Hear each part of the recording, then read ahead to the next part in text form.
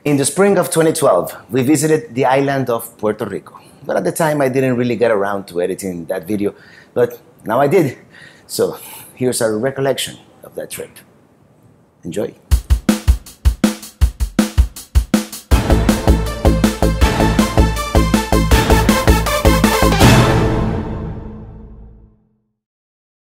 Hello and greetings from Puerto Rico. We're staying right here at the Miramar Hotel, and now we're gonna take a road trip around the island. We are staying at the Miramar Hotel, located in the historic Miramar neighborhood. The rooftop deck offers a great view looking towards the west. The St. Augustine Church, the San Juan Marina. It is such a beautiful day. Then we have this building here, which is actually obstructing our view of the Caribe Hilton Hotel. The Condado Lagoon to the north, and the Condado neighborhood to the northeast. Let's explore the island, shall we? Welcome to Puerto Rico. We take the Jose de Diego Expressway towards the west of the island. We stop by the coastal town of Arecibo, and it feels like a ghost town today. It is early, and yesterday was Easter, so people are probably sleeping late. The main attraction lies about 20 kilometers inland, so we take this winding road through the mountains towards the Arecibo Observatory. And we have arrived. There's a short walk from the parking lot into the place. They have all these signs forbidding cell phone use. I guess they have some pretty sensitive equipment in there. The Arecibo Observatory was built in 1963, and it is the largest radio telescope in the world, measuring about 1,000 feet in diameter. And we'll get to see it soon enough after this small exhibit we have to visit. Yes, it's a meteorite from Mars. How the heck do they know? Here's a model of the telescope, and finally, here's the real thing. The giant dish has been part of the plot of many films and TV series, most notably the movie Contact and The X-Files and one of the Bond films. Let's look here because of 3 reasons. The first one is our location. Puerto Rico is located 18.5 degrees north of the equator line, and this gives us a 40-degree window of opportunity to study the universe. The reflector is 305 meters of diameter at over 1,000 feet, and it's composed of 38,778 perforated aluminum panels just like this. Okay? The reflector is not touching the ground. It's suspended 15 feet above the surface. In some areas it could be more or it can be less. In the parts that are more close to the mountains, the difference can be of 1 feet. Okay? The towers are 3 and they are named by the hours in the clock. This is the tower 12, that's the tower 4, that's the tower 8. Okay? The tower 12 and the tower 4 are 265 feet, and the tower 8 is 365 feet. This is because the tower 8 is in a lower terrain and they needed the 3 of them to be at the same elevation so that the platform will be balanced. Okay? The antenna is the one that we use to study the ionosphere. That is one of the layers of the atmosphere. Okay? The Gregorian dome is the one that we use to study the universe. Inside the Gregorian dome there are about 10 different antennas that send the radio waves bounce from the reflector and then go to the space. And when the radio waves come from the space, it bounces the reflector, enter into the Gregorian dome, and inside the Gregorian dome there are 2 more reflectors. The radio waves bounce up there and then travel by the catwalk from fiber optic cable to the control room that is in the other side of the mountain. That's what the scientists are, okay? Okay, fascinating. And the nature around us is quite beautiful. Well worth a quick visit, but right now it is time to go. We are on our way to our next destination, and Google Maps has taken us through all these narrow and bumpy country roads. Makes me wish I had rented an SUV and not a crappy Hyundai.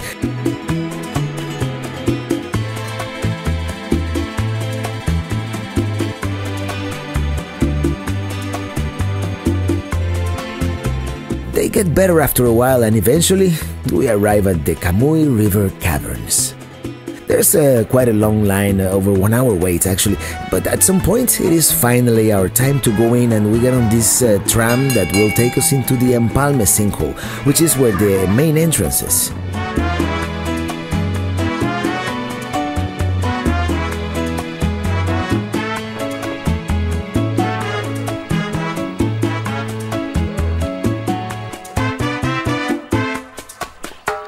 Let's just say that it was worth the wait. And here we are just scratching the surface of this place. This is just part of a great network of caverns carved by the third largest underground river in the world, the Camuy River. And this is the entrance to the Clara Cave. The Clara Cave is a huge chamber. Wait till you see inside, but first let's take a look outside. Look how beautiful this is with all the mist and all that. The chamber is 700 feet long and 215 feet high.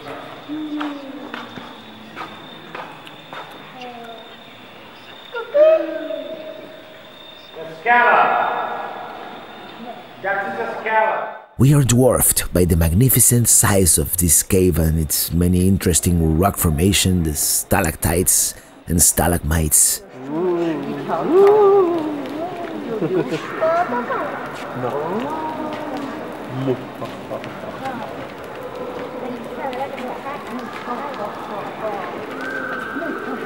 ¿Tú sabes cuánto tiempo se tarda en crecer una estalactita o una estalagmita? Qué grande es esto. Pero ese allá al frente es el muffin, ¿viste? Eso es un troglodita. Lo que Héctor le tiene miedo. Lo que Héctor le tiene miedo. After a pretty long walk, we reach the other entrance to the cave. We find out part of the tour is closed because of safety issues. Somehow that seems to happen too often in these types of attractions. Here's looking back inside.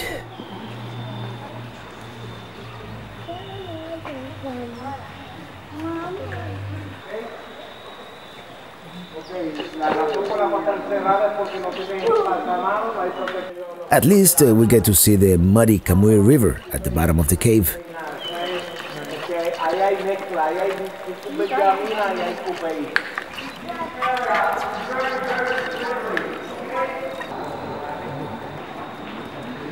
En la cara de la bruja.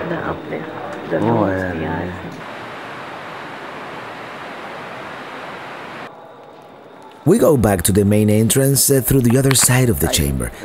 And it is time to go, again. Sí, que fue la última. Ah, pues lo cojo, qué bueno.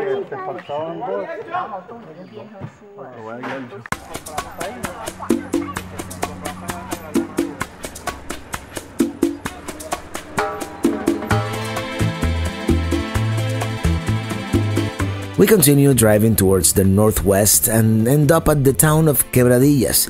We're looking for something to eat and luckily, we found this great place. Like they say, full stomach, happy heart. We just ate some fabulous seafood at this place called Arecibo. And the views of the Caribbean are fabulous.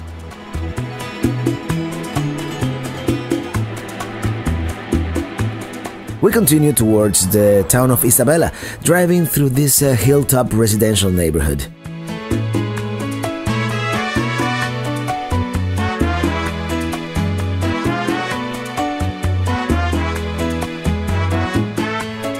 Apparently, this town is called Comunidad Coto Isabela, so the actual town of Isabela must be nearby.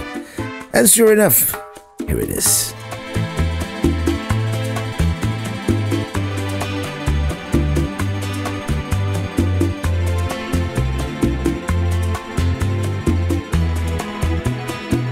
This lower area of the city is called Villa Pesquera, or the Fisherman's Village. It's very nice, quite modern actually.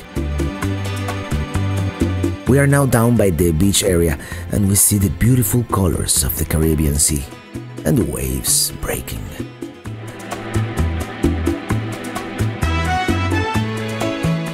The locals chilling by the water and at the bar. If we hadn't had lunch already, we would have definitely stopped here for some alcapurrias. Yum.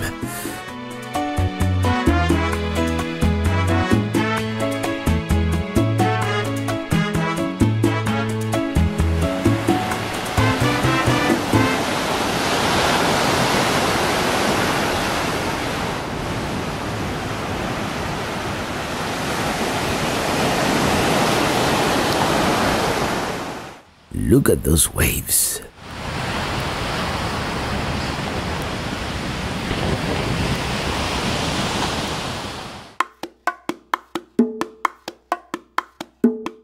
We drive further west by the BORINQUEN Golf Club near Aguadilla, and we descend towards the ocean through this road. This is Punta Borinquen, the site of the ruins of an old lighthouse which we'll visit some other time, not today. We are very near the westernmost tip of the island.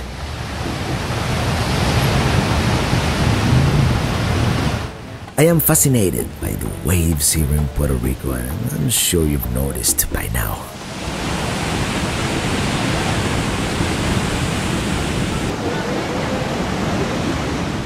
Let's keep going.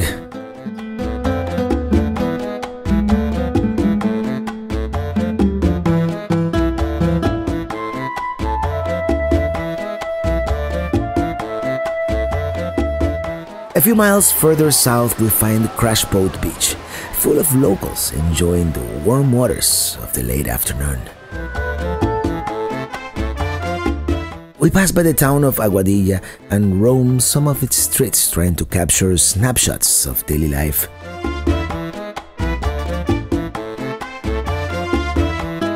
A little further south we get to Aguada, which is a little further inland, and we continue in this southern direction into the town of RINCON. Its motto, the town of the beautiful sunsets.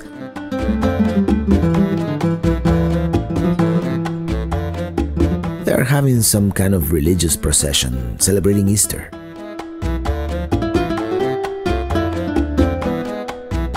We also stop by this place called Maria's Beach, apparently very popular with American surfers. In fact, many of the beaches in this area are considered some of the best for surfing.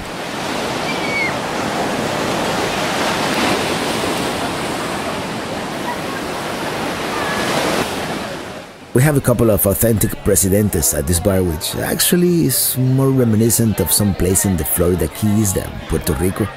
By the way, it's not a myth, the Dominican presidentes do taste better than the ones available in the US.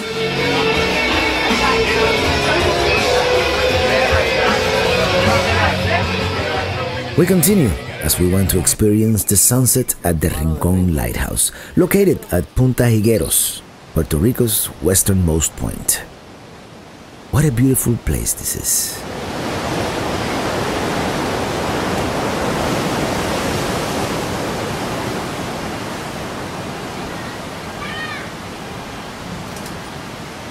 And of course, the surfers are here too. This beach, Domes Beach, is also very popular with surfers. The mysterious island we've been seeing in the horizon is Desecheo Island. It is uninhabited and the National Wildlife Refuge, although at one point it was used by the army for survival training. The reef around the island is a very popular diving spot. And here's another view of the famous Domes Beach.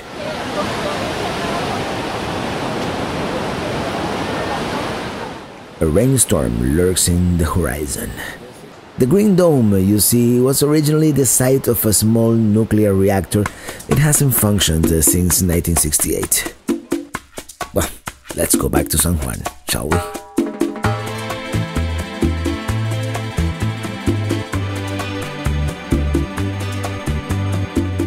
We spend the last few hours of our vacation in the island's capital city. As we arrive, we see the MORRO Castle in the distance, a staple landmark of Old San Juan. To our left, the Capitol building.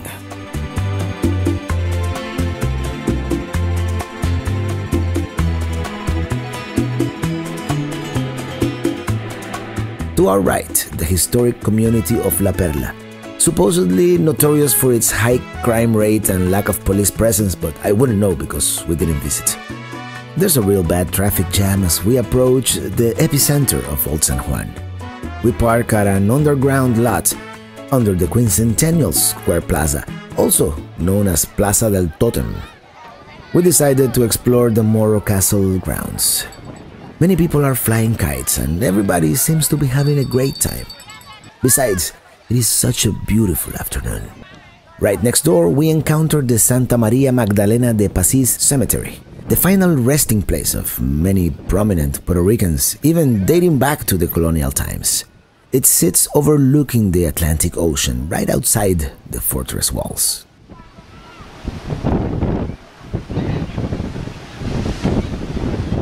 On the other side of the cemetery, the aforementioned La Perla neighborhood, which, despite all the warnings, I intend to visit the next time I come to the island. As night falls, we return to the totem. The square commemorates the 500th anniversary of the discovery of America by Columbus. The 40-feet-tall totem was designed by Puerto Rican artist Jaime Suarez, and the youngsters seem to be having a great time at the fountain. We decide to enjoy some of the nightlife. A little bit of Don Q rum here and there, if you know what I mean.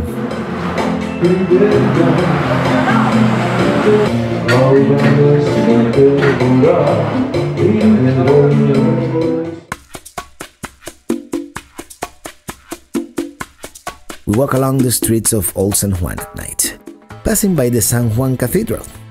They are having some kind of activity celebrating Easter. Then we take a stroll along Paseo de la Princesa, and at the end we find the RAICES fountain. RAICES, meaning roots. Completed in 1992, it also commemorates the 500th anniversary of Columbus' arrival. And the cruise ship has left. There was some kind of fair earlier, but it looks like it's winding down. And guess what? So are we.